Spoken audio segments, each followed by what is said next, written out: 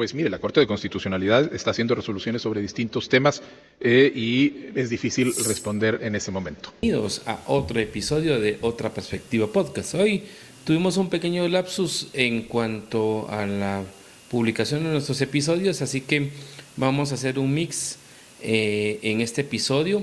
Vamos a hacer un pequeño análisis de coyuntura, siempre con relación al tema de la USAC.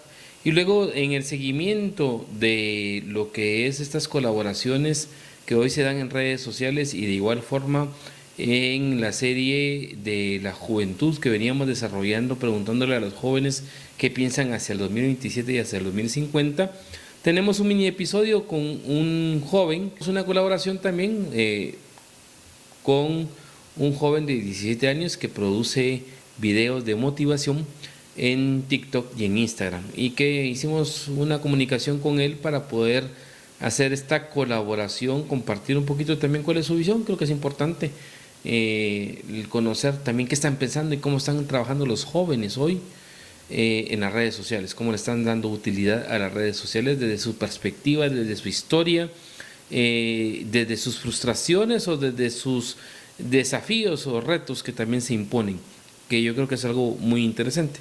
Entonces vamos a tener una mini entrevista con él, siempre en esta lógica de ir indagando qué están pensando los jóvenes de cara al 2050, al 2027, los actores políticos, y no es por nada, pero bueno, ahí verán cuál es la percepción que él tiene con relación a Neto Brand, quien hoy pues ya anunció que será un nuevo candidato presidencial.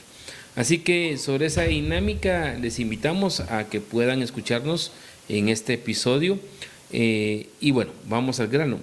El primer punto es que efectivamente ustedes han sido testigos de que hemos venido desarrollando en diferentes episodios este seguimiento al proceso electoral de la Universidad de San Carlos. Sin embargo, entre lo que sucedió hace algunas semanas, en donde aquí estuvo el licenciado Aníbal García, quien es el coordinador jurídico de USAC Dire, pues las cosas han ido evolucionando no en un sentido positivo, sino en un sentido de preocupación. Y creo que es importante que nosotros podamos tener referencia de cuáles son esos desafíos que se tienen hacia el tema de la Universidad de San Carlos y cómo de una u otra manera deberíamos ser nosotros garantes de que se respete ese principio democrático, en donde cuerpos electorales, tanto estudiantiles, que fueron los que dieron la avanzada, catedráticos y profesionales, decidimos en nuestro cuerpo y en nuestro cada colegio profesional elegir un cuerpo electoral distinto a de quien hoy representa o tiene a su cargo la rectoría de la Universidad de San Carlos, y que de una manera viciada, anómala y relativamente indignante a la inteligencia, quiere quedarse por un nuevo periodo de 4 años con todas las ilegalidades que se han venido denunciando, que lo hemos comentado en este podcast, pero de igual manera en otros más y en noticias y en otros análisis se ha identificado el peso de las irregularidades que básicamente estableceríamos que no debería de estarse avalando este robo, porque realmente es un robo a la democracia universitaria, y que de igual manera pues hay algunos actores que silenciosamente tienen una actitud pasiva y que es importante que sepamos también quiénes son, y que de una u otra manera también les pidamos que reaccionen y que tengan una acción distinta en función a que lo que suceda en la Universidad de San Carlos, validar o no validar una elección fraudulenta, genera un mal perjuicio y un mal ejemplo nuevamente a lo que podría suceder en el proceso electoral que tendrá que ser convocado en enero del 2027. ¿Y cómo lo vemos? Pues bueno, básicamente es importante indicarles que de la conversación que tuvimos con el licenciado Aníbal García, él comentaba que habían como 3 grupos de amparos, acciones legales que se habían interpuesto de cara al proceso electoral luego de la victoria que USAC Dire tuvo en 21 cuerpos electorales, y en 3 en donde seguramente iba a ganar, se violentaron las reglas para que efectivamente no hubieran elecciones o amañaron las elecciones a efecto de que no pudiera contarse a favor de USAC Diré esos 3 cuerpos electorales, que es de común conocimiento público, que fue el Colegio de Arquitectura, que fue el claustro de docentes de la Facultad de Ingeniería y que fue también en odontología, en donde no dejaron hacer elecciones ni cuerpo profesional, ni estudiantes, ni catedráticos. En ese sentido, él señalaba de que en el proceso de la elección, en el proceso de la conformación de los cuerpos electorales, se presentaron alrededor de 18 amparos, de los cuales el 3 de junio la Corte de Constitucionalidad los declaró sin materia. Y en ese sentido, como eran amparos preventivos que buscaban detener o elecciones o que buscaban que no se diera la sesión del 8 de abril en donde estaba convocado el cuerpo electoral universitario, es decir, todos los electores de los 14, de los 34 cuerpos electorales, pues bueno, la Corte de Constitucionalidad determinó que ya no había materia para poder conocer los amparos y los desechó o los archivó. Pero hay una serie de amparos que se dan posterior al 8 de abril, en donde se presentan una serie de denuncias en relación a vicios de acreditación, de tardanza en que el Consejo Superior se estaba atribuyendo funciones que no le competían para calificar las elecciones y los resultados de los colegios profesionales. Y de hecho ahí hay un amparo que presentó la Asamblea de Presidentes de Colegios Profesionales que está silenciosamente apartado y no se ha querido dar mayor información de cómo va ese amparo como tal, pero en esa sintonía se plantearon una serie de acciones legales que estaban encaminadas a marcar el vicio y que había un vicio fundamental que impedía la celebración de ese acto del 8 de abril y luego los actos que ocurrieron propiamente el 8 de abril. Bueno, de eso hay más o menos 16 a 18 acciones de amparo. Pero por aparte, por la naturaleza de que se interponen en salas de apelaciones y en algunos casos se fueron a juzgados de instancia civil, no van directamente a la Corte de Constitucionalidad. Hubieron otras 2 acciones que se presentaron en tribunales ordinarios de la primera instancia civil que eran competentes para conocer el amparo. De esos 2 juzgados otorgaron el amparo provisional y 1 inclusive dictaron ya sentencia definitiva en donde estaban declarando que la elección era nula y que por lo tanto lo que había promovido o lo que había planteado en este caso el Consejo Superior Universitario posterior a la elección del 8 de abril tampoco tenía validez porque ahí estaban calificando la elección del 8 de abril. ¿Qué pasó? Bueno, resulta ser que en una duda muy fuerte en cuanto a los criterios de jurisprudencia que ha establecido la misma Corte de Constitucionalidad, la Corte empezó a desechar particularmente estos 2 amparos que tienen, uno tiene sentencia definitiva y otro tiene un amparo provisional. Al momento en que la Corte entra a conocer la apelación de amparo por el otorgamiento del amparo provisional, la Corte decidió que, contradiciéndose contra su misma jurisprudencia, que esos amparos estaban viciados y que por lo tanto el tribunal originario, el que conoció y otorgó los amparos provisionales, como el que otorgó la sentencia definitiva, tenía que archivar y dejar y suspender el trámite de esas acciones constitucionales en virtud de que decía o dice la Corte 2 cosas. 1, que no hay legitimación activa, cosa que es completamente cuestionable porque los amparos han sido presentados por quienes eran electores, es decir, los diferentes profesionales o estudiantes que salieron electos de los distintos colegios profesionales o cuerpos o claustros de catedráticos que por lo tanto tienen materia y tienen legitimidad para estas acciones Y entonces marcan, uno, que no hay legitimación activa, porque los actores que impulsaron el amparo no tienen las calidades para poder hacerlo. Y por el otro lado, en la misma contradicción a criterios que ya ha establecido la Corte, se estableció que había que desestimar o archivar esos amparos, puesto que no se agotó la definitividad, entendiéndolo a que previo a acudir al amparo se tenían que agotar recursos administrativos internos en la Universidad de San Carlos de cara al tema de las elecciones. Aquí hay dos cosas. Uno, que en este caso, y marca que en el tema de la definitividad tiene que agotarse primero esos recursos para posteriormente acudir en la vía de amparo a la Corte de Constitucionalidad. Y aquí hay dos cosas. Uno es que en las reformas del reglamento de elecciones que hizo el Consejo Superior Universitario, en el cual en buena parte es ilegítimo porque la cantidad de representantes que hay, más de 27, tienen cargos vencidos.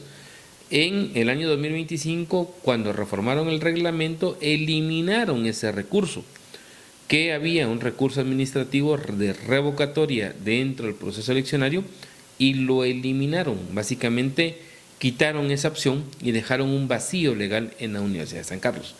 Y en ese sentido, si no hay recurso establecido en la ley, pues obviamente permitía una posibilidad para poder llegar directamente a la Corte de Constitucionalidad. Y porque además, en otras situaciones, incluyéndose el mismo caso de la elección que hizo la Universidad de San Carlos hace algunos años atrás, 2021, con relación a la magistrada titular hacia la Corte de Constitucionalidad, la licenciada Gloria Porras, ya la misma Corte de Constitucionalidad había señalado que, dado los casos de urgencia, de violaciones evidentes a la norma constitucional o a principios constitucionales y a la necesidad de la urgencia, en este caso de constituir entidades, en este caso la rectoría o el funcionamiento del cuerpo electoral, la Corte de Constitucionalidad señaló que podía actuar de oficio y que, dado a que no podía esperar que se agotaran esos recursos,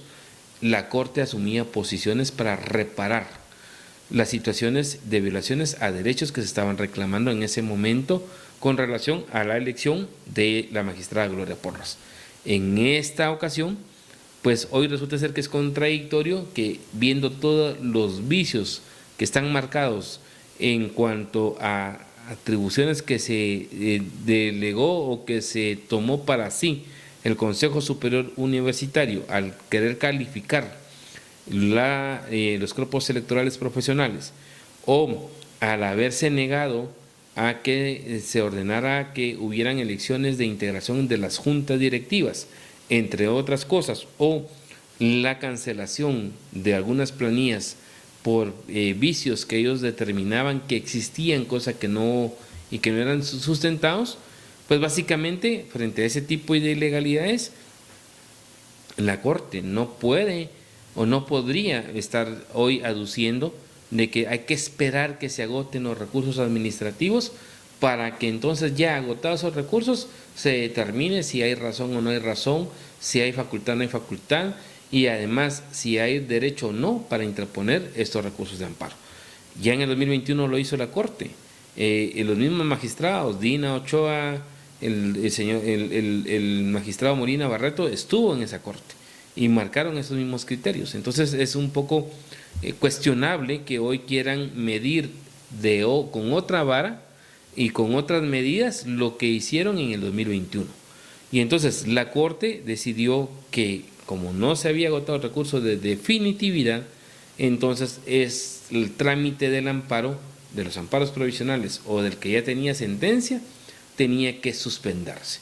Y eso es muy peligroso porque finalmente la Corte no está entrando a conocer el fondo de las violaciones que hay con relación al proceso, no digamos de la conformación de los cuerpos electorales. El propio acto que se celebró el 8 de abril tiene un vicio sustantivo, un vicio que hace ilegal y que hace nulo todo lo actuado por ese cuerpo electoral que se reunió el 8 de abril en la ciudad de Antigua Guatemala. Así que es importante que estemos atentos porque finalmente no es posible que la Corte de Constitucionalidad quiera jugar la vuelta, no tener una consistencia en los criterios que se han establecido con relación a cómo han conocido y cómo han tramitado otros amparos, en donde de igual manera las vulneraciones a los derechos son más que evidentes, y que en ese sentido tendrían que estar midiendo a lo que ocurrió el 8 de abril en la Universidad de San Carlos. Queda todavía algunas acciones que por su naturaleza, por su trámite, tienen que todavía pasar de la sala de apelaciones en apelación, valga la redundancia, a la Corte de Constitucionalidad. Pero ya el terreno está marcado, ya la posición la han marcado, y eso marca una situación a la cual debemos de hacerle un llamado a la conciencia, a los magistrados, a los 3 magistrados, 2 magistradas y un magistrado de la Corte, que están tratando de hacer una interpretación distinta inclusive a la jurisprudencia que ha marcado la Corte de Constitucionalidad en estos casos, para que efectivamente no en formalismos, sino en sustancia entren a conocer los vicios fundamentales que hacen ilegal esa reelección. ¿Por qué? No, la comisión electoral que se estableció o que la ley orgánica define para poder haber medido la candidatura y los votos no se eligió, y por lo tanto no se cumplió lo que establece la ley orgánica de la Universidad de San Carlos. De igual manera, de igual forma hay renuncias de algunos integrantes de los cuerpos electorales, y la misma ley orgánica dice que si renuncia un representante de ese cuerpo electoral, el cuerpo electoral completo queda inhabilitado para participar en esa sesión del cuerpo electoral universitario. Y 3, tampoco se verificó el quórum y se determinó las calidades de quienes podían aspirar, en este caso, a ser nominados candidatos a rector. Y en el caso del que hoy está al frente de la rectoría en la Universidad de San Carlos, la Contraloría ha establecido que no tiene finiquito y por lo tanto no tenía las condiciones ni siquiera de ser candidato a ser votado ese 8 de abril. Así que yo creo que es importante que vayamos poniéndole atención a este proceso, que no nos acomodemos y que no nos descuidemos por el tema del mundial, y que sí estemos atentos al llamado como universitarios de nuestros cuerpos electorales, de nuestros colegios profesionales, a defender ese voto. Hay un principio que establece la Constitución que dice que el poder proviene del pueblo. Todos los profesionales, de forma democrática, asistimos a elegir de forma honesta y de forma decente nuestros cuerpos electorales, y no es justo que 1, 2 o 3 personas estén vulnerando ese sentir democrático de todos los profesionales. Así que atentos a los demás episodios y estaremos informándoles de qué ocurre y qué pasa sobre este tema, pero creo que es importante que de cara a esta semana mantengamos la alerta y mantengamos el monitoreo del actuar de los magistrados de la Corte de Constitucionalidad.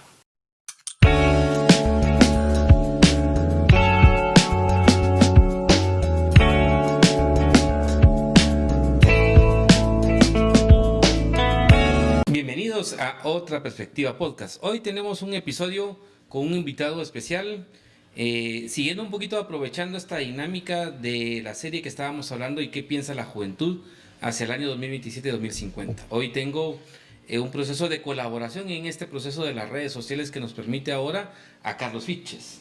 Carlos, bienvenido. Un gusto saludarte, Carlos. ¿Cómo te va? Excelente. Muchas gracias por la oportunidad de estar el día de hoy aquí con todos ustedes. Gracias a tu persona por el tiempo. Carlos, lo pueden ustedes encontrar en TikTok y en Instagram, que son tus redes sociales, ¿verdad?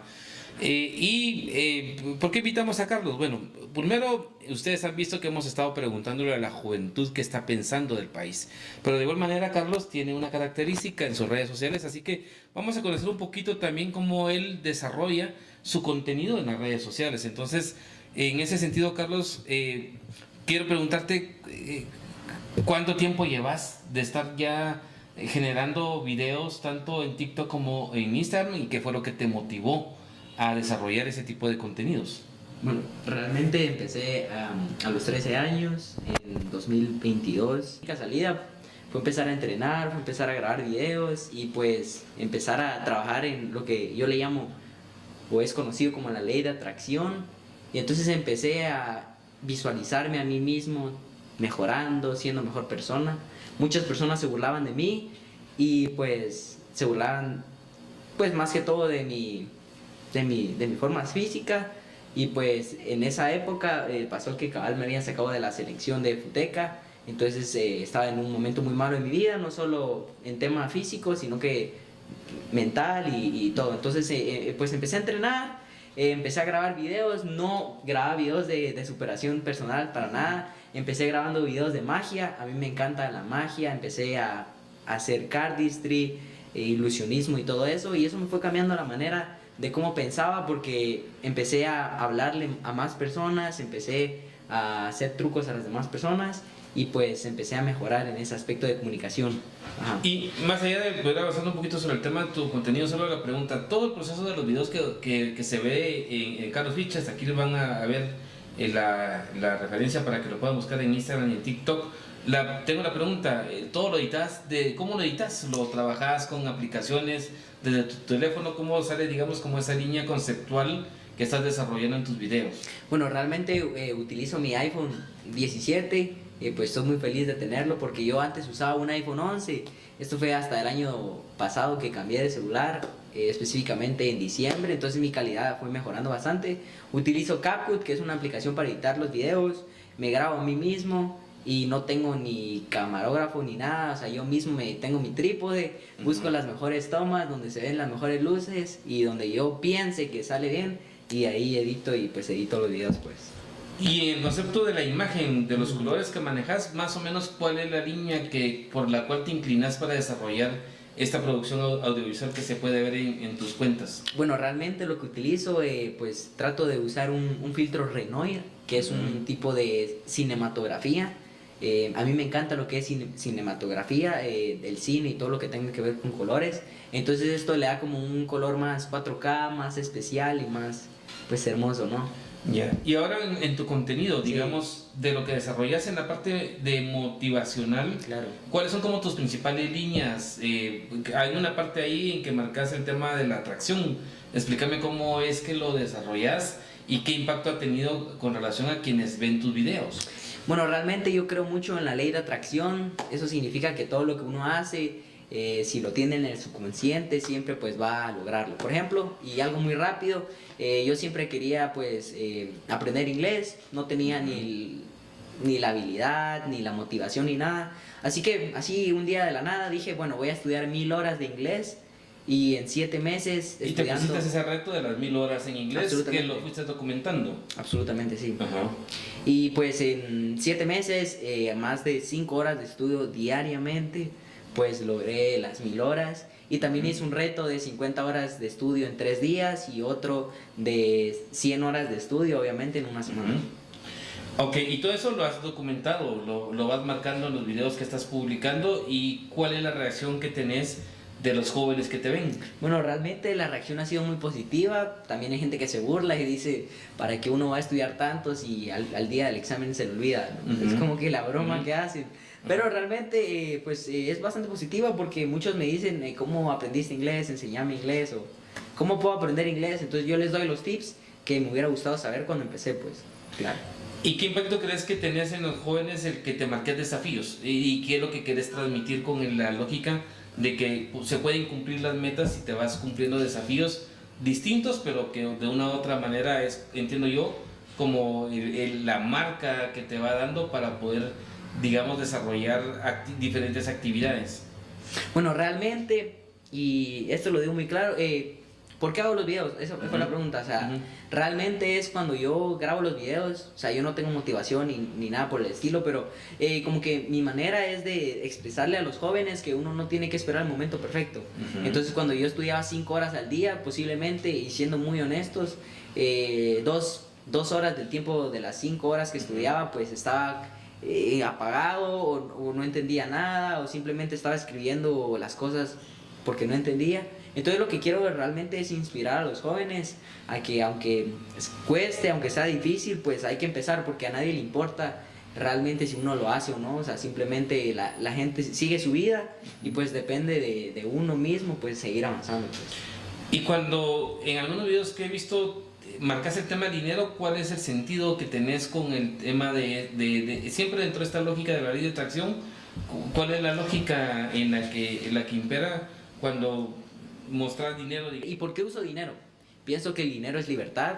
El dinero no lo debe ser todo, evidentemente, porque hay muchas personas como Peso Pluma, por ejemplo, dando un ejemplo básico de que lo llegan a tener todo, pero realmente están vacíos por dentro. Pero pienso que el dinero, pues, como yo lo comentaba en uno de mis últimos videos, mi meta más grande es algún día yo tener bastante dinero y, como lo decía en el video gráficamente, regalarle un helicóptero a mi mamá o regalarle el carro soñado. Entonces es parte de lo que me gustaría mostrar, y pienso yo más bien como lo que yo hago realmente es como para que en un futuro pues las personas vean que no es solo un día llegar al éxito, pues que llevo años y años subiendo, editando, recortando y todo, pues para lograr la meta. Ahora la pregunta, Carlosito, sería ¿cómo logras en esta dinámica, digamos, de ese desafío individual, de esta lógica de poder generar un elemento de atracción para lograr alcanzar metas? Que pasemos un poco también de esta dinámica, que es lo que de repente hay una crítica en general a la sociedad, en el caso de Guatemala, de que pasemos a no cultivar tanto el individualismo, sino que también tengamos una acción colectiva. Claro. En tu generación, ¿cómo ven estas ideas? Mira, genuinamente creo que el individualismo es crucial, porque la mayoría del tiempo estamos solos. O sea, yo diría que el 99% del tiempo uno está solo, y como lo decía David Goggins, o sea, el 99% de las veces uno entrena solo, uno graba videos solo, edita los videos solos. Pienso que es importante aprender a estar solo. Hoy en día le tenemos miedo a estar solos. O sea, yo personalmente me gusta mucho estar solo, disfruto estar solo, pero a veces se siente como ese vacío de estar solo. Pero pienso yo que es importante, ya que uno nunca va a tener a alguien a la par como para que se motive mutuamente. Pienso que es crucial, y en mi caso lo he visto más como que católico. Pienso que en mi caso es Dios. No soy individualista porque tengo a Dios. O sea, yo en todo lo que hago siempre tengo a Dios, en todas mis acciones, en todos los momentos yo le pregunto a Dios, y yo soy tengo mucha conexión con Él, y pues yo le pregunto: Dios, que sea como tú quieras, pues. O sea, si esto funciona es porque tú quieres que funcione. Entonces es parte de lo que yo pienso, y creo que el colectivismo debe ser crucial también, porque en un negocio es importante tener un equipo. Es cierto que uno llega solo rápido, pero en equipo uno llega mejor acompañado, más feliz, supongo. Entonces pienso que es crucial como ambos, pero también tener en cuenta que el individualismo es importante y es crucial porque estamos solos la mayoría del tiempo. ¿Y qué crees que debería de pasar en Guatemala un poquito en lo que hemos estado explicándole y hemos estado conversando con algunos jóvenes, de cómo también poder trascender a que los jóvenes también participen más en la vida política, en quienes dirigen el país? ¿Tu generación sí le da importancia, por ejemplo, a que haya democracia, a que hayan elecciones, o simplemente ya no creen tanto en ese modelo, o en ese sistema? Mira, realmente lo que escucho día tras día es que pues dicen: Guatemala nunca va a cambiar, es bien corrupta nuestra Guatemala, y por eso prefiero pues irme a otros países. Es lo que he escuchado muy comúnmente, y pienso que esto ha sido por años y años de que hemos visto pues a nuestro gobierno. Y yo sé que el gobierno no tiene toda la culpa, pues, porque también somos los mismos guatemaltecos los que no creemos en las pequeñas acciones, y por ende pues pensamos que un gobierno lo va a cambiar todo, pero desde mi punto de vista el país somos todos nosotros. Claro. Entonces creo que si alguien se propusiera, por ejemplo, alguien realmente leal, justo, bueno, ser presidente de la República, y llega y lo logra y usa los bienes adecuadamente, yo pienso que podría hacer un gran cambio. Y realmente hay personas, y no es que yo sea especial, pero hay personas como yo que realmente quieren apoyar a su país, que quieren mejorar, que quieren apoyar a más jóvenes, que quieren salir adelante, y pues no ser del común, pues o sea, ser como que diferentes. O sea, yo pienso que si sí se apoyara realmente a esas personas, llegaríamos muy lejos como sociedad y como país, pues. ¿Y qué pensás que ve tu generación con relación al tema que somos un país en donde, digamos, aquí tenemos una realidad en la ciudad de Guatemala, pero vas al interior, vas a menos de 10, 12, 15 kilómetros de la ciudad de Guatemala y ves pobreza? En general, tenemos una población de más del 60% de gente que vive en la pobreza. Te decía al inicio, más del 47% de los niños de 5 años están con desnutrición. Somos el primer país a nivel de la región de América Latina, y eso condena mucho a los futuros jóvenes porque les afecta en su condición de razonamiento, de movilidad. A tu generación, a los jóvenes de hoy, ¿crees que sí les preocupa eso y que sí, digamos, se buscaría cambiar esa realidad? ¿O de igual manera priva un poquito más en lo que yo hago, en lo que yo pueda aportar, en si que yo cumplo las metas, y no me interesa tanto qué pasa alrededor? Muy buena pregunta, la verdad. Desde mi punto de vista y muy real, con lo que he observado en mi día tras día, pienso que Guatemala tiene un punto de vista y es más como a nivel sociedad, de que somos muy individualistas, como lo estaba comentando, y por ende también esto va desde casa. O sea, desde casa nos enseñan que uno es el importante y que uno no tiene que actuar para el bien de los demás. O sea, no sé si me explico. O sea, buscar siempre, pues usted ve qué es la corrupción realmente. La corrupción, si lo vemos así, realmente es que uno quiere beneficiarse a uno mismo. Claro. O sea, ¿cómo piensa un presidente desde mi punto de vista? Un presidente piensa que en 4 años se tiene que hacer millonario, porque después posiblemente ya no va a tener las mismas oportunidades o herramientas.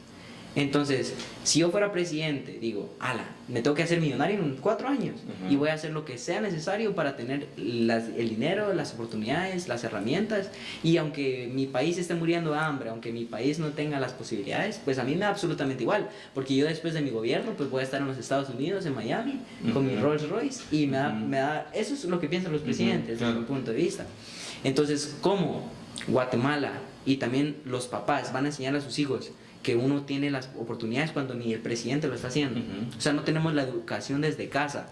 ¿Qué podemos ver en la televisión? En la televisión nos enseñan que uno tiene que ser empático, no nos enseñan nada de eso. ¿Qué nos enseñan? Que el dinero lo es todo. Nos enseñan que la fama, que el éxito, nos enseñan que la pobreza es mala. Entonces, ¿qué hacen las personas? Realmente, tengo que hacerme millonario, tengo que hacerme famoso.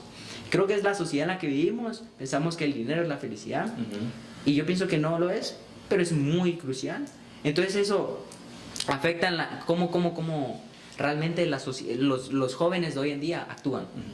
¿Y cómo crees que tu contenido y digamos otra evolución que pudieras tener en tu contenido en tus redes sociales también pudiera motivar a que haya más jóvenes que participen?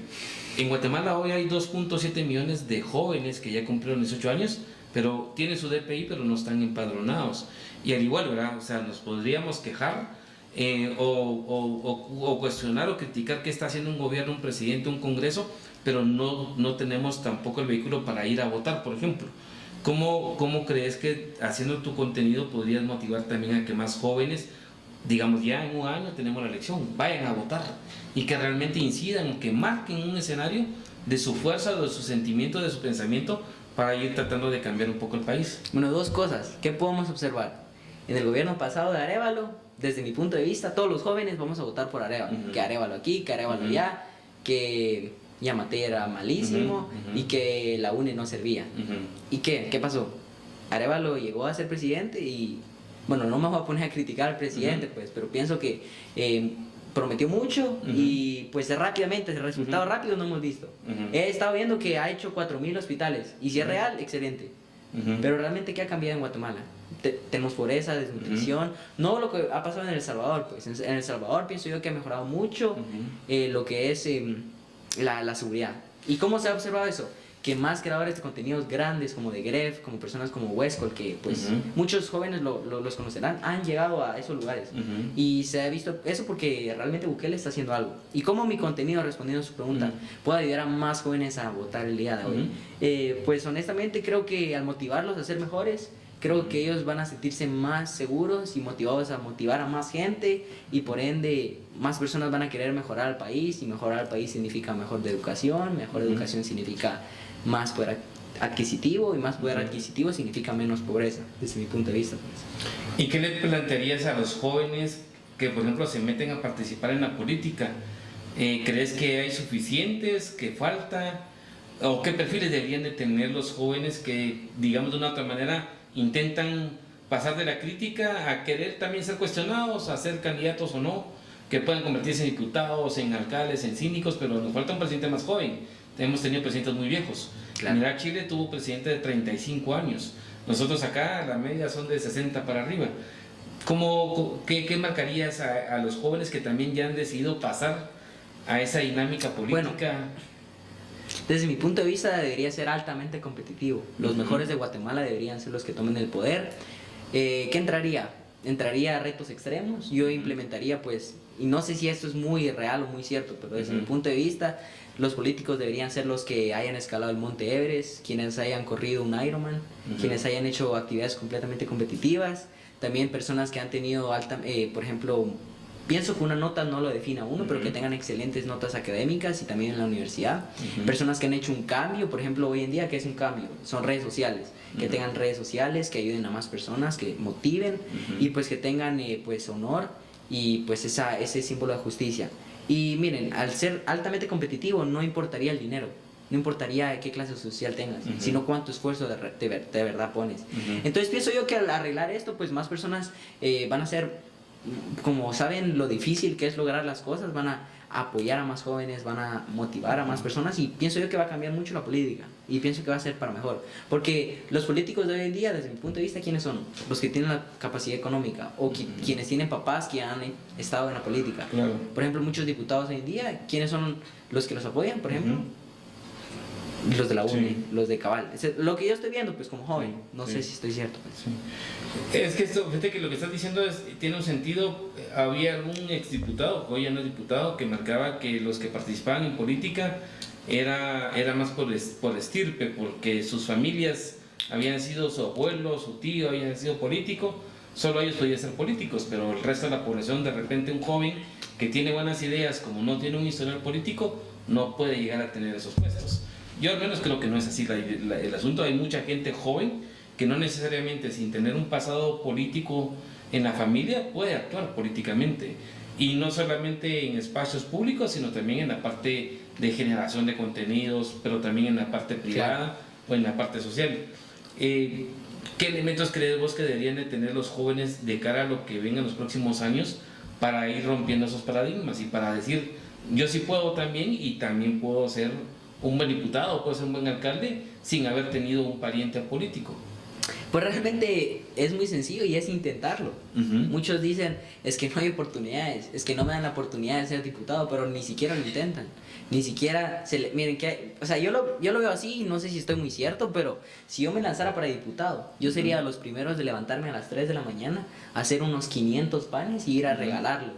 Empezar a hacer contenido soy nuevo diputado y voy por el cambio. Y realmente dar resultados rápidos, que eso es lo que busca la gente. O sea, no empezar a quejarse que, ay, no tengo las oportunidades. No, no es así. O sea, tienes las oportunidades. Posiblemente si yo me lanzara para diputado, para mí sería más fácil.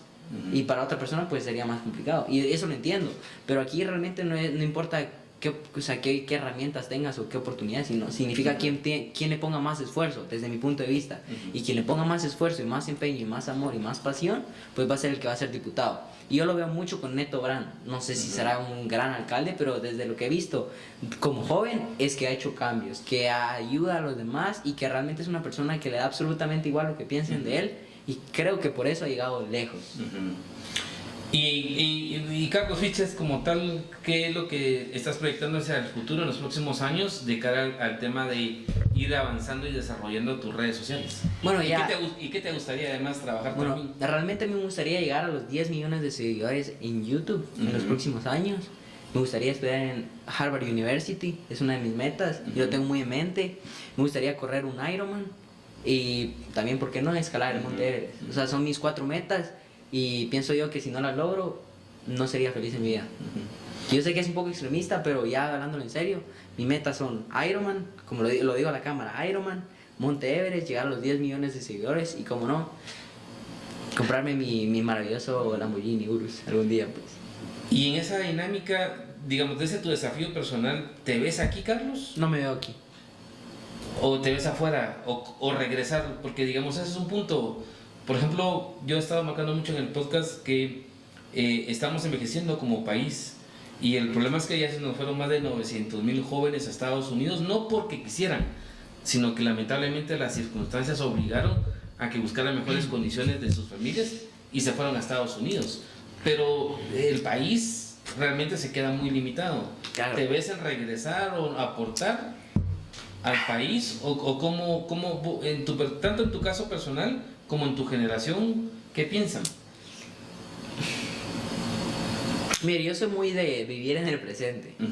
O sea, y eso lo he practicado mucho con mi familia en los últimos días y en los últimos años, de que realmente es como complicado saber si voy a seguir aquí en Guatemala o no en los próximos años. Pero muy seguramente no. Muy seguramente no. A mí me gustaría vivir en otro país y con más...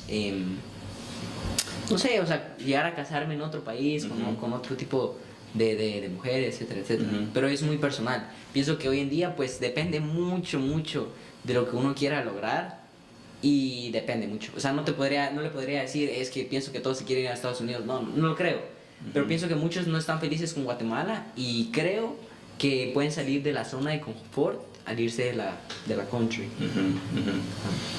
Bueno, Carlos, pues te agradezco por tu tiempo, por haber estado en este espacio y desearte que igualmente sigas creciendo en el desarrollo de tu contenido. Vamos a dejar siempre en este episodio las redes para que puedan seguir a Carlos y de igual manera agradecer por esta colaboración, ¿verdad? Y seguir siempre platicando para que podamos seguir creciendo como país. Nos vemos. Un gusto saludarte.